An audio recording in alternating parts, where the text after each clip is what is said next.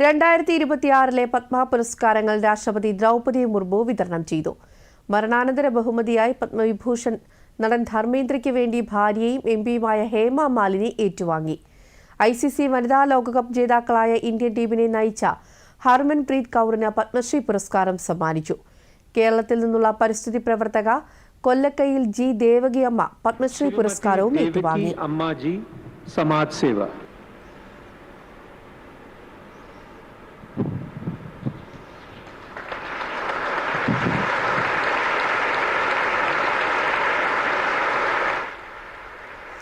ഇന്ത്യയുടെ നാരീശക്തി പുരസ്കാര ജേതാവ് കൂടിയാണ് ദേവകിയമ്മ.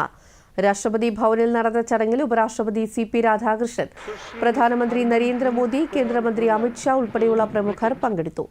ഇന്ന് 66 പേർക്കാണ് പുരസ്കാരം സമ്മാനിച്ചത്. ആകെ 103 പത്മ പുരസ്കാരങ്ങളാണ് ഈ വർഷം പ്രഖ്യാപിച്ചത്.